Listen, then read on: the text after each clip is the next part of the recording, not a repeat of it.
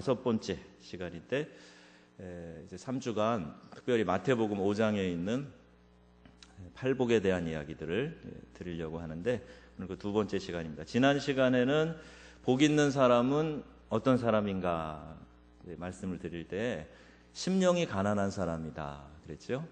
우리의 심령이 가난한 사람이 복이 있다. 또 실제로 누가복음에 있는 얘기처럼 심령이 빠지고 그냥 가난한 사람은 복이 있다 그래도 일면 통하는 데가 있더라는 말씀도 드렸어요. 왜 가난하면 재정이 가난한데 마음도 가난해져 가지고 그래서 좀 더 낮은 마음으로 하나님 앞에 다가갈 수 있기 때문에 통하는 면이 있다는 말씀도 드렸어요. 그리고 애통하는 사람은 복이 있다. 애통하는 사람은 하나님께 위로를 받는다. 심령이 가난한 사람은 천국이 저의 것이 된다. 또 온유함을 가진 사람, 땅을 차지하게 된다. 이런 말씀 드렸습니다. 자, 오늘 2번째인데 의에 줄이고 목마른 사람은 복이 있다. 이렇게 말씀하고 있습니다.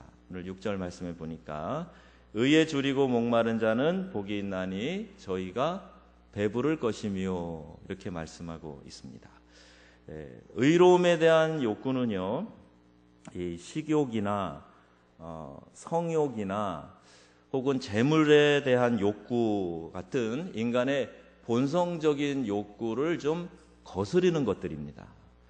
그것은 하나님께서 약속하신 것을 신실하게 이루어 줄 것이다 하는 것을 믿고 그리고 기다리고 끊임없이 자신을 성찰하고 인내하는 고매한 인격, 이것이 바로 의에 줄이고 목마른 의로움이라 이렇게 이야기할 수가 있습니다. 말 한마디 그리고 행동 하나하나에도 혹여 상대에게 상처를 주지는 않을까 배려하고 자신의 감정을 죽이면서도 다른 사람을 신중하게 대하는 태도, 자, 이것이 이제 의로움이다 이렇게 설명할 수가 있습니다. 여러분 정말 배고프고 또 목말라 본 경험이 있으십니까? 아주 배고플 때. 요새는 가난 때문에 배고픈 사람도 여전히 많이 있습니다. 그런데 그냥 여러분의 경험을 이렇게 한번 되살려 보시면서 혹시 금식기도 같은 거 해보신 적이 있으시면 금식기도 하실 때 여러분 마음이 어떠셨어요? 괜히 음식 냄새가 어디서 나는 것 같고요. 그죠? 금식기도 며칠 하다가 특히 이제 뭐 어디 기도원 가서 하고 그럴 땐 조금 덜한데 그냥 집에서 뭐 신년에 금식기도 한다고 뭐 이럴 때는 정말 힘들어요. 왜 그렇게 평소에도 그런 냄새가 났나 싶을 만큼 맛있는 음식 냄새가 그냥 나는지 못 견디겠는 거죠. 그죠? 먹고 싶어서, 먹고 자빠서 못 견디는 거예요. 야, 저것 좀 먹었으면 좋겠다. 그런 생각이 들면서 야, 이렇게 음식이 우리에게 주는 행복감, 이걸 다시 한번 생각해 보게 되는 거죠. 배고플 때는 참 여러 가지 의욕도 없고 또 짜증도 납니다. 비즈니스 하는 사람들 이걸 잘 이용해 갖고요. 배고플 때는 절대로 이 바이어들 상담 안 합니다. 잘 먹여놓고 좀 이제 속이 좀 편안해지고 그리고 나서 만족감에 있을 때 얘기를 해야 서로 이제 얘기도 잘 된다 그러는 거죠. 목마르고 배고플 때 참 우리의 마음 가운데 육체의 한계를 느낄 때가 이제 많이 있어요. 집에서 저도 주방을 잘 출입하지 않는 요새 말로 간 큰 남자 중에 한 명이긴 한데요. 그 아내가 없을 때 참 음식이 소중하다 하는 생각을 종종 합니다. 파리에서 목회할 때 어떤 뭐 다른 일로 아내가 뭐 한 주씩 혹은 2주씩 한번 한국 가면 쉽게 빨리 못 오니까 한 2주 정도 혹은 그 이상 뭐 있어야 될 때가 있어요. 그러면은 그 시간에 아내가 평소에 해줬던 그 음식이 너무 소중한 것이었구나 하는 것을 뼈저리게 느낄 때가 있었습니다. 그래서 음식을 잘 먹고 그 음식이 나에게 에너지가 되고 가는 게 참 행복한 거구나 하는 생각을 이제 했었죠. 목마름 목마름에 대한 것도 우리 인간이 갖고 있는 이 생존의 욕구에 굉장히 중요한 부분이에요. 오늘도 이제 그런 표현을 해주셨는데, 사슴이 시냇물을 찾기에 갈급함 같이, 그 목마른 사슴이 시냇물을 찾아서 쏜살같이 뛰어가서 물이 흐르는 곳을 잘 알고 있답니다. 그래서 거기 가서 물을 마시기 위하여 달려가는, 한 걸음에 달려가는 것 같이 내 영혼이 주님을 찾기에 갈급합니다. 이제 그런 고백을 시편 기자가 하고 있어요. 제가 군에 있을 때 그 여름에 훈련을 받아갔고요. 논산훈련소에서 행군하다가 돌아오는데 논두렁에 바짝 찌그러져 있는 음료수 깡통을 보고도 정말 거기에서 물이 흐르는 것 같은 상상을, 그 농약이 가득할 것 같은데 그 논바닥에도 엎드려 가지고 물을 들이키고 싶은 막 그런 충동이 일어나더라고요. 이 배고픔과 목마름은요, 우리의 삶에 굉장히 애틋한 그런 감정이 됩니다. 그런데 육체의 배고픔, 목마름 그 이상으로 우리가 의에 대하여, 의로움을 추구하기 위하여 이러한 목마름과 갈급함이 있어야 된다.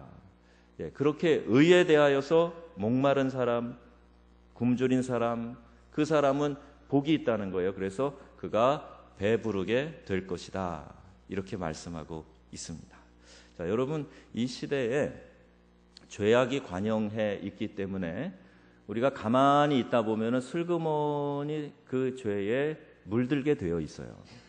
의에 대하여서 하나님의 거룩하심을 본받기 위하여서 목마르고 또 거기에 대한 갈급함이 있어서 배고프고, 그러면은요 이 죄를 거부할 수가 있고 뿌리치고, 그리고 하나님의 의로움을 내가 이렇게 본받아서 살아가게 되고 그리스도의 형상을 본받아 가는 삶을 살게 되는 겁니다.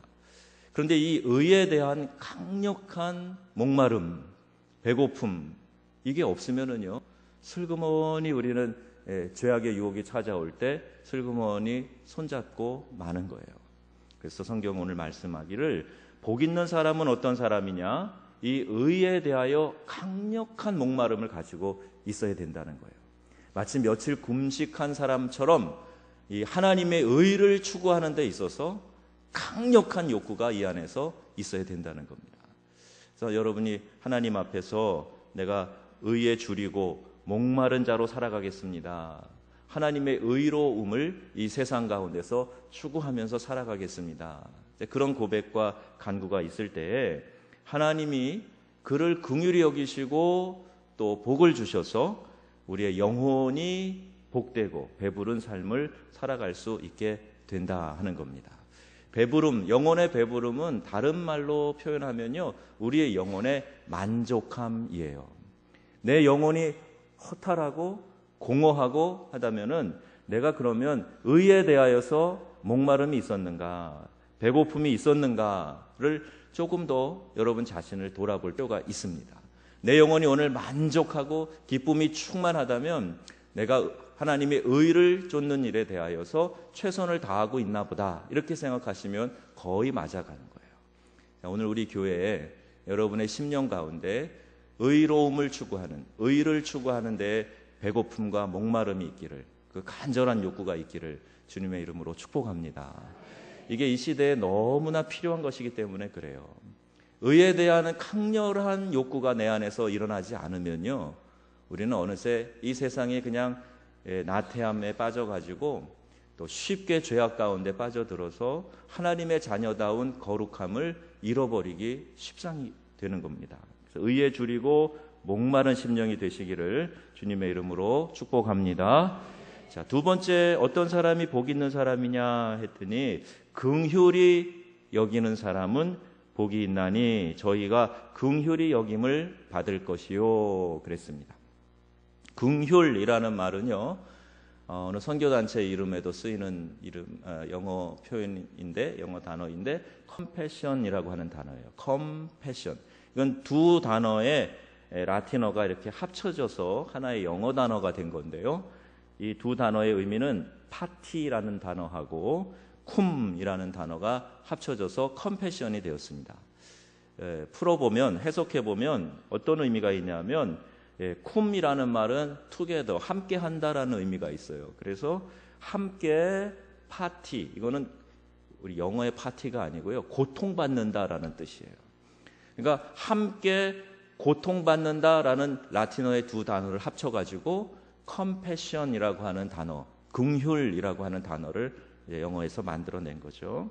이거는요, 단순히 불쌍히 여기거나 동정하는 마음이 아니라 그들과 함께 고통받는 자리에 기꺼이 들어가서 함께 행동하겠다, 고통을 함께 받겠다, 그런 의미가 있어요. 컴패션, 긍휼이라는 말은 고통의 자리로 내가 들어가서 지금 고통받고 있는 그 사람과 함께 고통을 받겠다, 그 의미가 컴패션이란 말입니다. 자, 긍휼히 여긴다라고 그럴 때 여러분, 아유, 안 됐네, 이러면 안 되는 거예요. 그냥 혀만 쯔쯔쯔 하고 말면 안 되는 거예요. 제가 어린 시절에 보니까 저희 이제 TV가 저희 집에 있었는데, 어머니가 TV 보시다가 무슨 뉴스에 사건이 나오면 혀를 차실 때가 많아요. 아이고, 안 됐네, 불쌍하다, 어쩌지, 그리고 그냥 끝나는 거죠. 거기서 뭐 TV에 나오는 사람은 어디 가서 만나겠어요? 참 안 됐구나, 이러고 마는 거예요.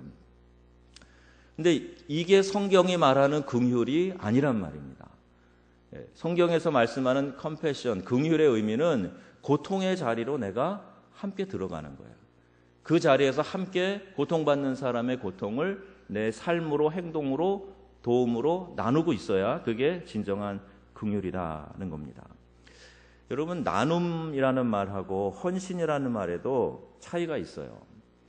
나눔이라고 할 때는요, 내가 좀 여유가 있어서 그것들 중에 일부를 필요한 사람들에게 쓰도록 주는 거죠. 그러니까 흘려보내는 거죠. 그러니까 나의 여유분이 흘러가는 것을 주로 이제 나눔이라고 우리가 이해하기 쉽습니다. 그런데 헌신이라는 말은 나에게도 꼭 너무나 필요하고 중요한 것인데 그것을 주는 거예요. 이게 헌신입니다. 정확하게 이 얘기의 의미를 여러분이 신앙생활하는데 적용하신다면 헌신이라는 표현을 쓰는 그 많은 표현들 중에 상당히 많은 부분들은 헌신이 아닌 것이 많아요. 나에게도 꼭 필요해서 필요한 건데 이걸 내가 간직하기보다는 그걸 더 필요로 하는 사람에게 나도 아깝지만 그걸 주는 것, 이게 헌신의 의미가 있는 거거든요. 하나님께 드리는 헌신은 말할 것도 없고, 사람들 사이에서도 내가 참 헌신의 수고를 한다 그럴 때 그 헌신은요, 나에게도 너무 중요한 것을, 그것을 드리는 것을 헌신이라고 이렇게 표현하기 하는 거죠. 우리 몸을 바친다라는 단어의 뜻 아닙니까? 근데 몸이 얼마나 중요합니까? 우리 사람은요, 내 몸을 정말 소중하게 생각해요. 내 몸에 이롭다 하는 것은요, 뭐든지 막 먹으려고 그러잖아요. 군뱅이도 잡아먹고요, 뱀도 먹고요. 하여튼 몸에 좋다 그러면은 뭐 징그러워도 먹어야 되는 거예요. 약이 된다 그러니까. 그리고 사람이요, 내 몸에서 나온 거는 별로 더럽게 생각 안 합니다. 코를 이렇게, 우리 아이들이 다 컸는데도 가끔 코를 후벼갖고 이렇게 뭘 만들고 있더라고요. 이렇게 어떤 사람은 이걸 맛도 봐요. 이렇게 맛도. 다 큰 우리 자식이 그래요. 이거 참 여기 없으니까 제가 자유롭게 얘기하는데요. 맛도 보더라고요. 자기 몸에서 나. 근데 자기 이러고 있는 거를 옆에 다른 아이가 그걸 이제 조금 장난으로라도 이렇게 묻혔다 그러면 난리가 나는 거예요. 그 더러운 거를 어디다 묻히냐고 그러는 거죠. 더러운 거를. 그러니까 자기 몸에서 나온 거는 별로 대단히 더럽다고 생각 안 하고 뭐 만지작 하는데, 그게 남의 거면은 혐오하는 거. 근데 자기 몸을 너무 소중하게 생각하는 거죠. 우리 주님이 그걸 너무 잘 아셨어요. 성경에 내 이웃을 뭐처럼 사랑하라고요? 내 몸처럼, 내 몸과 같이 사랑해라. 너네들이 끔찍히 너네들 몸을 위하는데 너네들 이웃도 좀 그렇게 사랑해봐라. 네. 이웃을 사랑하는 거에 극치라고 할 수 있겠죠. 네 몸처럼 사랑하는 게 최고의 사랑일 것 같다. 그러니까 내 이웃을 사랑하는데 네 몸처럼 좀 사랑해봐라. 네가 네 몸을 아끼듯이 네 이웃을 좀 사랑해봐라. 이제 그렇게 이야기하는 거죠. 우리 주님께서는 그걸 실천하셨어요. 죄인을 위하여서 이 땅에 오셨고, 그 죄인들을 위해서 예수님은 당신의 몸을 찢어서 십자가에 매달아서 그리고 우리를 구원해 주신 것 아닙니까? 죄인을 자신의 몸을 바쳐서 헌신해서 사랑하신 분이 우리 주님이시란 말이죠. 그 주님이 우리에게 내 이웃을 내 몸처럼 사랑해라, 이렇게 가르쳐주고 계시는 거예요. 그래서 우리가 이렇게 소중히 여기는 몸을 하나님이 쓰시도록 드리는 것, 이게 진짜 헌신의 의미가 있는 거죠. 하나님 앞에서 그분을 섬길 때 나의 최선의 것을 드릴 줄 아는 마음, 또 이웃을 섬길 때 그 이웃에게 가장 좋은 것을 줄 수 있는 마음, 이것이 진정한 섬김이요 헌신의 의미가 된다는 겁니다. 긍휼은요, 이 자선 성격의 나눔이 아니라 진정한 헌신의 의미를 담고 있는 거예요. 긍휼히 여기는 자는 복이 있나니 저희가 긍휼히 여김을 받을 것이요. 여기에서 진정으로 어려운 처지에 있는 사람을 생각해서 그를 향하여 헌신의 수고를 하는 사람, 그 사람은 하나님으로부터 그러한 긍휼을 받게 된다는 겁니다. 영성신학자로 알려져 있는 헨리 나우엔이라는 분이 계시는데요. 네덜란드에서 태어나셔서 미국에서 이제 사셨어요. 예일 대학교의 심리학 교수를 오래 하셨고 또 하버드에서도 강의를 하셨던 분입니다. 이분이 이제 새 시대의 사목이라는 책을 써서 저희 신학교 다닐 때 읽어본 기억이 있어요.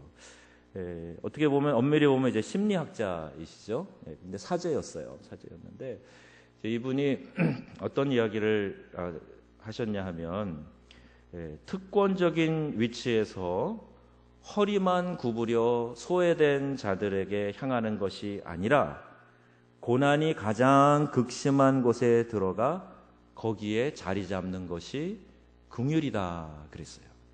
지금 이제 성경 말씀에 예수님이 이 컴패션, 긍휼을 설명하는 것과 같은 의미죠. 정확히 해석하고 있는 겁니다. 어떤 높은 위치에서, 정해진 위치에서 내 허리만 숙여가지고 밑에 있는 사람 보듯이 이렇게 내려다보면서 내가 뭘 좀 도와줄까? 내가 가진 게 이만큼 있는데 이 정도는 꼭 필요한 게 아니니까 됐다, 이거나 가져라. 이게 아니란 말이에요. 그들의 삶으로 들어가서 고난이 가장 극심한 그곳에 들어가서 그곳에 자리 잡는 것이 긍휼이다, 이렇게 설명하고 있습니다. 실제로 이 헨리 나우엔은 남미 페루의 빈민가에 들어가서 사역도 했었고요. 잘 나가는 교직을 갑자기 내려놓고 캐나다에 가서 그 토론토에 데이브레이드라고 하는 공동체가 있어요. 그 정신박약자들이 모여있는 곳이거든요. 거기 들어가서 그들과 함께 살면서 그 얼마 안 되는 사람들이지만 그들을 형제처럼 섬기면서 거기에서 64세의 나이로 심장마비로 선종을 했어요. 그게 불과 오래된 일이 아니라 1996년에 소천했으니까 우리에게 좀 의미를 깊게 느끼게 해주는 그런 표현이라고 생각합니다. 특권적인 위치에서 허리만 구부리는 게 긍휼이 아니다. 가장 고통이 심한 곳에 들어가서 그들 속에 자리 잡는 것이 긍휼이다 그랬어요. 저는 우리 명성교회가 이와 같은 일들을 좀 감당하기를 소망합니다. 우리가 그냥 뭐 좀 나누어 주는 것 좀 주고 뭐 했다 이렇게 하지 말고 정말 어려운 일을 당한 사람들, 정말로 도움이 필요한 사람들, 그들과 좀 삶을 나누면서 그들에게 위로를 주고 용기를 주고 세워가는, 우리 하나님이 우리에게 말씀하시는 이 긍휼을 실천하는 그런 공동체가 될 수 있기를 주님의 이름으로 축복합니다. 마음을 함께하는 거예요.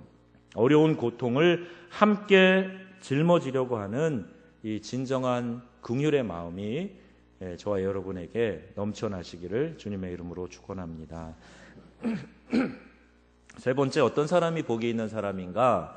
마음이 청결한 사람이 복이 있다 그랬어요. 마음이 청결한 사람은 복이 있나니 저희가 하나님을 볼 것이미요 그랬어요. 마음이 깨끗해야 하나님을 볼 수 있다, 이렇게 말씀합니다. 청결한 마음은 이 산만함이 없이 정돈된 마음을 말합니다. 사심이 없는 거죠. 두 마음을 품지 않는 거예요. 우리 주님이 이 두 마음을 품는 거를 굉장히 나쁘게 말씀하셨어요. 바리새인들, 종교 지도자들 아닙니까? 경건한 삶을 살았어요. 일에 한 번씩은 꼭 금식하고 그리고 꼭 정해진 시간에 기도하고 그런 사람들이었는데, 그럼에도 불구하고 우리 주님께 인정받지 못한 이유는 이 마음이 두 마음을 품고 두 마음, 더블 마인드 퍼슨, 두 마음을 품었기 때문에 주님이 인정하시지 않은 거예요. 한 마음을 품어야 좋은 신앙인이 될 수 있는데, 이 마음속이 복잡하고 두 마음을 품고 있으면 우리는 주님 앞에 인정받을 수 없는, 마음이 청결하다라는 평가를 받을 수 없는 그런 지경에 드는 거죠. 투명하고 진실한 성품을 가진 사람이 마음이 청결한 사람입니다. 그의 태도는 언제나 일관성이 있어요. 그리고 결코 이것이 고집스럽다든지 융통성이 없다든지 그것을 의미하는 것이 아닙니다. 오히려 우리 마음 가운데 자기 자신을 비춰보면서 하나님 앞에서 내 마음을 계속 말씀으로 닦아내는 거예요. 주님을 본받기에 늘 내 마음에 관심을 두고 예수님 닮아가는 사람, 이 사람이 마음이 청결한 사람입니다. 다른 사람에 대해서는 관대하지만 자기 자신에 대해서는 혹독한 사람이에요. 그 사람이 마음이 청결한 사람이에요. 우리 가끔 거꾸로 하잖아요. 그러니까 말씀드린 것처럼 자기가 하는 것은 다 이유가 있고 자기 자신을 너무 사랑하는데 다른 사람이 하는 것에 대하여서는 요만큼도 이해하지 않으려고. 남이 가지고 있는 요만한 실수는 크게 보는 거죠. 그건 아주 나쁘다 그러고 잘못됐다 그러고, 나 자신에 대해서는 한없이 인자하고 관용이 많고 긍휼이 풍성하고. 그러면은요, 우리가 마음을 청결하게 유지할 수가 없습니다. 거꾸로 여러분의 마음에 조그마한 죄악이 들어와도 불편해서 참지 못하는 거죠. 그래서 이 마음을 어떻게 해결할까? 하나님 앞에 나와 눈물 흘려 기도하고 막 주님과 함께 마치 야곱이 그랬듯이 씨름하면서 내 안에 들어온 이 불순물들을 제거하려고 하는 사람이 마음이 청결한 사람이 될 수 있다 하는 겁니다. 이 시대에 정말 이런 신앙인들이 필요합니다. 여러분, 우리 좀 이러지 말았으면 좋겠어요. 나는 무슨 일을 다 저질러 놓고도 그냥 괜찮은 거예요. 괜찮아요. 다 이유가 있어요. 그럴 만한 이유가 다 있는 거예요. 어떤 때는 시대가 그래서 그렇다는 둥, 내 주변에 보니까 아무개도 그러고 이거 교회에 무슨 높은 직분이 교회에 있는지 모르지만 하여튼 그 높은 직분 가졌다는 사람도 그러는데 시대가 옛날 같지 않아. 막 합리화하는 거죠. 합리화하는 거예요. 적당히 믿어야 지혜로운 사람이고 적당히 믿어야 이 시대에 살아갈 수 있는 현대인이라고 생각하는데, 하나님의 기준은 그렇지 않습니다. 복 있는 사람은 마음이 청결한 사람이다. 그가 하나님을 볼 것이다. 이렇게 말씀하고 계세요. 그럼 저와 여러분이 하나님을 좀 배울 수 있으면 좋겠습니다. 기도할 때요, 우리 하나님을 정말 앞에서 뵙는 것처럼 그분의 임재를, 그분의 현존을 느끼는 거예요. 예배할 때 하나님이 지금 내 마음 중심에 계시는 것이 느껴져서 그분을 향하여서 내가 한 소절의 찬송을 불러도 이 중심에서 속에서부터 올라나오는 이 감격의 찬양을 드릴 수 있는, 하나님이 느껴지면 그렇게 할 수밖에 없습니다. 소름이 끼쳐지는데요, 하나님이 여기서 기도하고 있는데 하나님 내 옆에 앉아 계신 것 같고 지금 내 속에서 다 듣고 계신 것 같고, 그런데 어떻게 그냥 그렇게 담담하게 할 수가 있겠어요? 예배 한순간순간마다 하나님이 함께 계시다, 이게 느껴지는 건 내 마음이 지금 하나님을 향하고 있다는 거예요. 내 마음에 죄악으로 인한 거리낌이 없다는 얘기입니다. 그래서 사자같이 담대할 수 있다 그랬어요. 죄를 지은 사람은 어떻게 해요? 숨는 거죠. 숨는 거예요. 전에는 하나님과 자유롭게 교제하고 하나님이 나타나시기만을 기대하고 하나님이 나타나시면 그냥 어린아이처럼 쫓아가서 하나님 손잡고 그냥 같이 놀고 즐기고 하던 사람이 죄가 끼어들어오니까 슬그머니 숨어버리는 거예요. 그래서 동산에서 하나님과 거닐던 아담이 하나님이 금하신 열매를 따먹고 숨어버렸어요. 아담아, 내가 어디 있냐? 하나님이 찾아오십니다. 같이 놀고 싶으신 거예요. 하나님은 교제하고 싶으신 거예요. 그런데 숨었어요. 아담아, 내가 어디 있느냐? 죄를 지어서 부끄러워서 숨었나이다. 내 몸이 지금 이렇게 죄인이네요. 벌거벗었네요. 부끄러워서 숨었나이다. 내가 너에게 금하여 먹지 말라고 한 그 나무의 실과를 네가 먹었느냐? 예, 하나님이 저에게 만들어서 이렇게 저에게 데려다 준 이 여자가 먹으라 그래서 먹었습니다. 전에는 내 뼈 중에 뼈요, 내 살 중에 살이라. 우와, 하나님 어디서 이렇게 멋진 작품을 만들어다 주셨어요? 와, 하나님 감사합니다.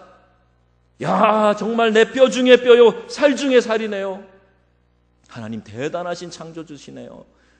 그렇게 놀랍게 아주 감격하던 아담이 하나님이 만들어서 나한테 데려다 주신 이 여자가 먹으라고 해서 먹었습니다. 책임 전가, 핑계하는 거예요. 죄의 특징입니다. 죄가요, 우리한테 그렇게 만들어요. 변명하게 만들고요, 책임 전가하게 만들고요, 남을 비난하게 만드는 거예요. 남을 비난하게 만들어요. 죄가 그래서, 죄가 그렇게 했기 때문에 제가 그런 거지, 뭐 내가 나빠서 그런 줄 아세요? 저 사람이 나를 꼬여가지고 그런 거지. 제가 먼저 화를 내고 달려들어서 그런 거죠. 제가 먼저 나를 욕하고 흉봐서 그런 거죠. 뭐 제가요 그런 거죠. 손가락질. 혹시 제 손가락이 어디 이렇게 정확하게 짚어 용서하시기 바랍니다. 아무것도 모르고 그냥 하는 거니까. 그게 죄의 본성인데 아담이 그러잖아요. 그래서 하와가 또 저 뱀이, 하나님이 만드신 저 뱀이 나를 꼬여서 제가 그것을 따먹게 되었습니다. 여러분, 이런 부분들에 대해서 우리가 우리 자신이 하나님 앞에 부끄럽지 않도록 내려놓아야 되고, 하나님 앞에서 우리 마음을 깨끗하게 해서 죄악이 나를 짓누르지 못하도록 해야 하나님을 기뻐할 수가 있습니다. 그래야 하나님 만나는 게 감격스럽고요, 찬송을 한번 불러도 그냥 이 안에서 힘있는 찬양을 부를 수가 있는 거예요. 요즘 여러분 너무너무 좋아지고 계세요. 제가 외람되지만 자주 이렇게 매주 시간이 지나면서 점점 더 좋아지고 계세요. 찬양도 뜨겁게 하시고 기도도 뜨겁게 열정적으로 하시고, 그만큼 하나님과 가까이 지금 가고 계시다 하는 것이 느껴진단 말입니다. 근데 죄를 지면 죄가 또 죄의 유혹이 찾아올 수 있잖아요. 그때 죄를 지면 하나님으로부터 자꾸 멀어지고 도망가려고 하는 마음이 생기는 거예요. 그게 죄의 본성입니다. 죄는 우리에게 그 관성을 줘가지고 이렇게 돌멩이 이렇게 돌려보셨죠. 불놀이, 쥐불놀이 할 때 돌려보셨죠. 원심력에서 자꾸 달아나려고 하는 것처럼요, 죄는 우리를 하나님으로부터 자꾸 멀어지게 만드는 거예요. 동물도, 집에서 강아지 같은 거 키우시는 분들, 동물도 뭘 잘못하고 나면요, 주인이 왔을 때 이렇게 눈치를 봐요. 머리를 이렇게 숙여요. 불러도 안 와요. 그리고 뭐 탁자 밑에 들어가 있어요. 그리고 보면 뭐 화분을 엎어놨다든지 뭐 어디다 실내를 해놨다든지, 그리고 주인이 화낼 거 아니까 이러고 있는 거예요. 하물며 동물도 그러는데, 강아지도 그러는데, 우리가, 영적인 존재인 우리가 죄를 짓고 하나님의 뜻에 반하여 있으면서 하나님을 거역하면서 그분이 하지 말라고 명하신 것을 적극적으로 하면서 하나님이 이 앞에 임재하실 때 우리가 그 하나님께 기쁨으로 다가갈 수 있겠습니까? 꼬리를 감추고 숨겠죠. 그래서 여러분, 죄 짓지 말라는 겁니다. 죄에는 장사가 없고요, 그 죄를 지었을 때 우리는 그 영광스러운 하나님 앞에 기쁨으로 나갈 수 없기 때문에 죄 짓지 말라는 거예요. 죄를 짓고 적당히, 세상에서 죄를 짓고 적당히 즐기면서 약간은 좀 오염이 돼야, 물이 너무 맑으면 물고기가 안 모인대, 적당히 흐려야 사람들도 꼬이고 그러는 거야. 외롭게 살기 싫으면 적당히 믿어. 이게 세상이 하는 말입니다. 여러분, 거기 현혹되지 마시기를 바랍니다. 분명하게 믿으세요. 그리고 마음이 청결하면요, 하나님을 볼 수 있다, 이렇게 말씀하고 있는 거예요. 하나님이 내 삶 속에 느껴지는 거예요. 하나님이 가까이서 내게 속삭이는 것이 나에게 느껴지는 거예요.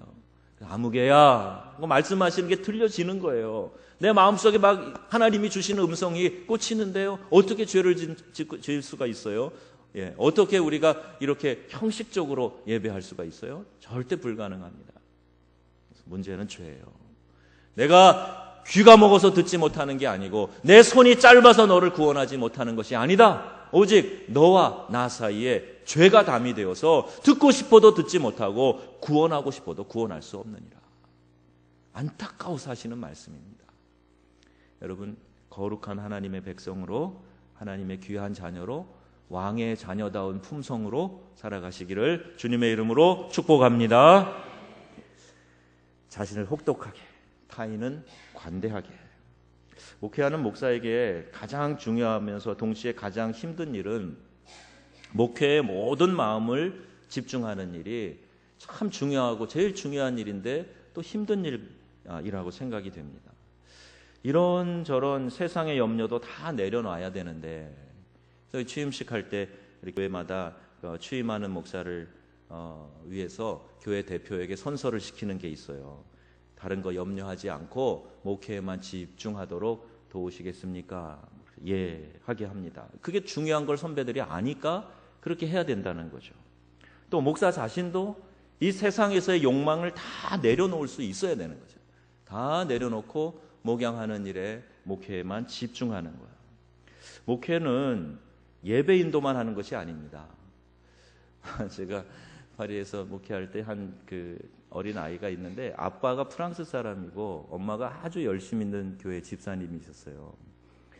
네, 그런데 이 아이가 자기도 목사님이 되고 싶다는 거예요.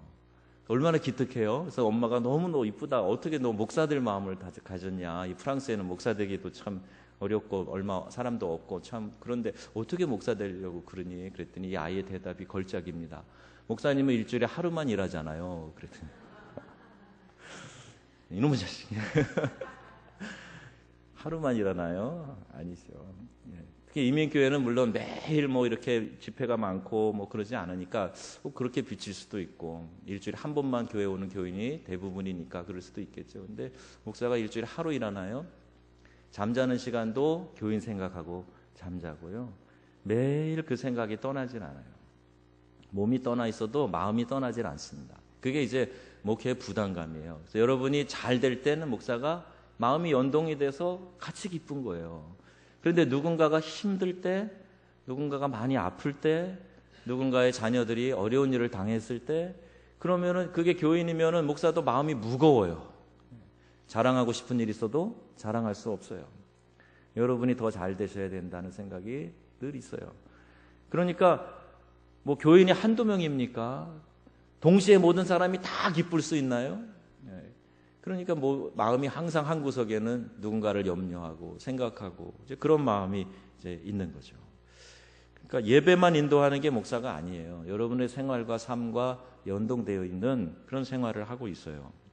설교 굉장히 중요한 부분이죠. 하나님이 주시는 메시지를 잘 전해야 된다라는 영적인 부담감이 굉장히 큰 겁니다. 부교육자 할 때는 느낄 수 없는 그런 부분들이 있어요. 상담, 그러니까 예배나 설교나 상담이나 이런 것은 이제 영혼을 돌보는 일인데 이것만 목회냐? 그렇지 않아요. 이러한 일들을 효과적으로 수행할 수 있도록 하는 조직, 행정, 교회 이런 걸 포함한 교회 운영 전반이 그걸 목회라고 이야기를 합니다. 그러니까 이 많은 복잡한 생각들을 가지고 영혼을 돌보는 일에 집중하는 게 그리 쉽지 않다는 얘기죠. 여러분이 기도 많이 해주셔야 됩니다. 우리 교회에 소방 공무원이 2분 계세요. 불 끄시는 일을 하는. 이런 표어가 갑자기 생각났어요. 자나깨나 불조심, 꺼진 불도 다시 보자. 익숙하시죠? 정읍에서는 이런 표어가 없었습니까? 제가 살던 데는 있었어요. 그래서 막 포스터 그리고 막 이렇게 불을 꺼야 돼, 불 조심해야 된다고 막 그랬어요. 그래서 소방 공무원으로 계신 분들한테 참 죄송한데 교회는 좀 불이 나야 됩니다. 교회는 불이 붙어 있어야 돼요. 그죠? 교회에 불 꺼지면 큰일 납니다. 소방 공무원이라고 할지라도 교회 오시면 불 붙는 역사가 있기를 불 붙는 역사가 있기를 바랍니다. 월요일 날 공휴일이라 여기 있었더니 우리 그 소방관 하시는 이 집사님이 이렇게 나팔을 잘 부르시더라고요. 월요일마다 아마 오셔서 연습을 하시나 봐요. 그래서 한동안 듣고 있었어요. 한참을 듣고 있었어요. 끝나고 잠깐 나오셨길래 또 얘기도 좀 하고 그랬는데, 이제 우스운 생각이 그때 들은 겁니다. 소방 공무원이 계셔도 교회는 뜨겁게 불을 지펴야 된다. 그래서 불 꺼지면 안 된다. 교회가 불 꺼지면 마귀의 무도장이 된다.